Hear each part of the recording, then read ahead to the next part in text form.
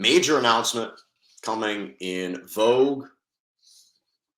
Serena Williams announced that the 2022 U.S. Open will officially be her last professional tournament. She intends to retire after this year's American Major. Now, this is news that obviously is not only going to reverberate throughout sports, but it's still one that I think takes a lot of time to process. It's not necessarily a surprise to people. She's 40 years old, but this is someone who is a 23-time singles major champion.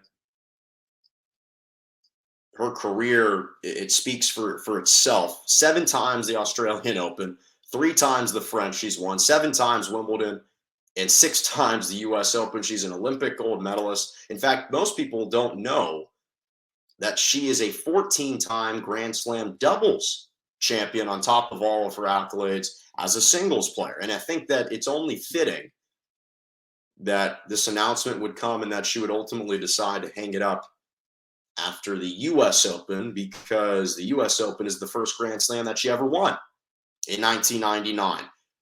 But I do think that we're living in an age in which athletes are defying science. And I think that we've become so numb and unappreciative to greatness and to sustained greatness, because we're really living in a decade in which we've been spoiled by athletes. She's spoiled us, of course, for 26 years. You look at other sports, Tom Brady, 45. He's still incredible at age 45. LeBron James, 37 going on 38.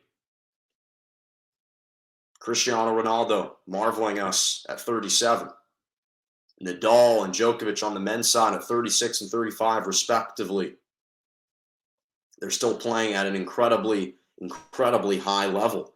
And Serena Williams, quite frankly, she's just spoiled us with her greatness and with her excellence on and off the court for the last 26 years.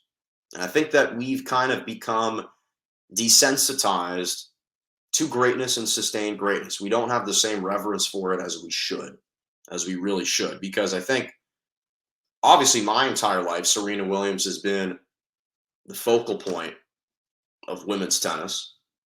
But I think we've gone so caught up over the last several years of her chase and her quest to capture singles title number 24 to catch Margaret Court, that sometimes we've lost sight of just how great and all of her accomplishments that she's had over the course of her career, because she's actually been quite close since that time. Her last major champion came at the 2017 Australian Open while she was pregnant. She was literally in the first trimester of her pregnancy.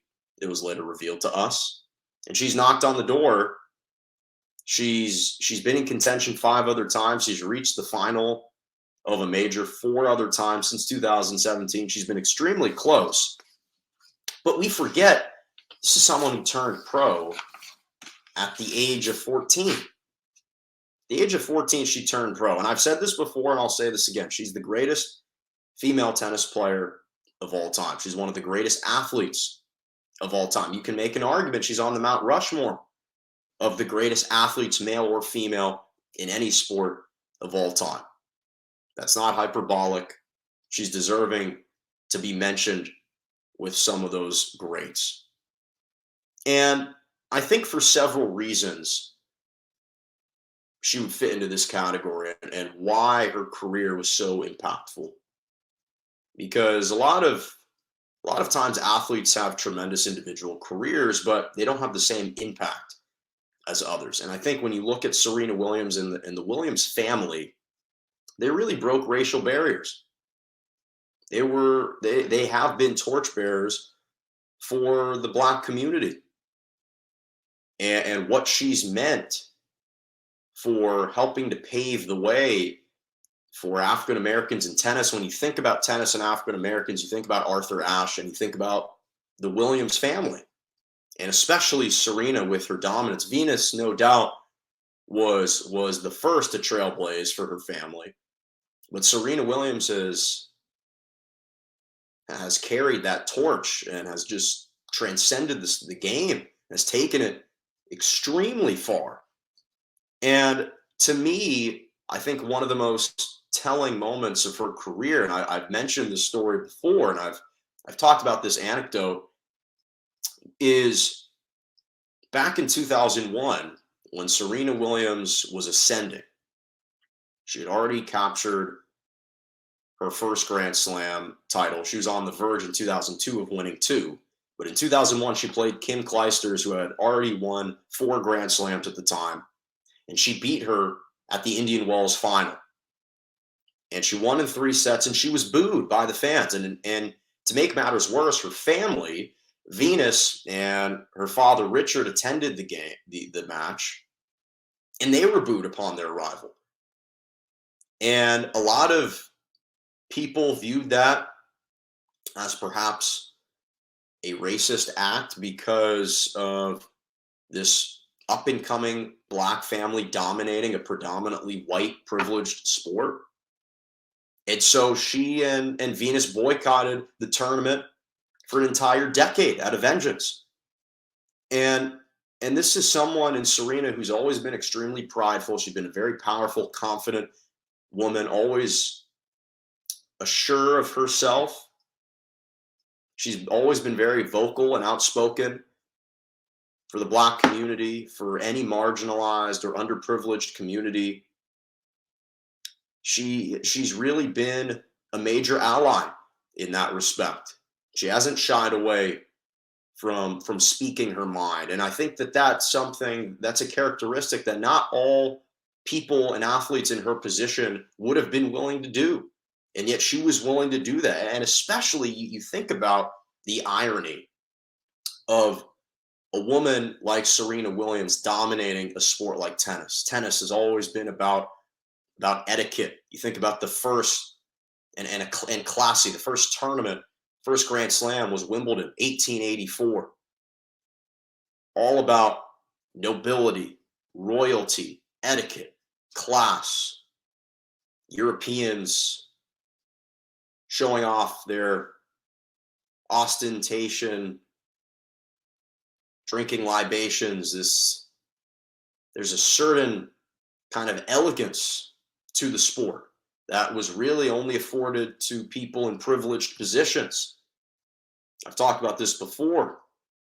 And yet she and her family completely uprooted the precedents and firmly inserted themselves into the forefront of the sport.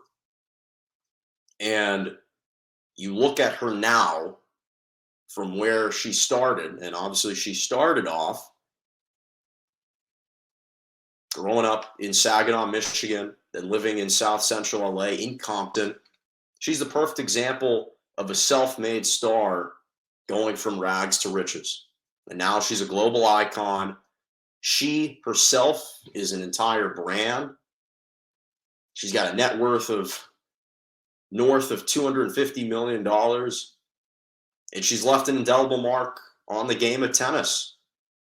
And I think that it's going to be a bittersweet moment when she ultimately hangs it up and retires, because on the one hand, it'll give us an opportunity to continue to extol her and praise her for her tremendous career, but the game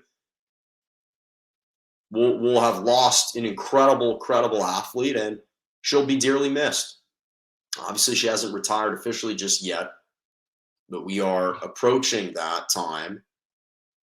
And again, the impact that she's had spans countries. She's a worldwide, global icon and the greatest female tennis player of all time.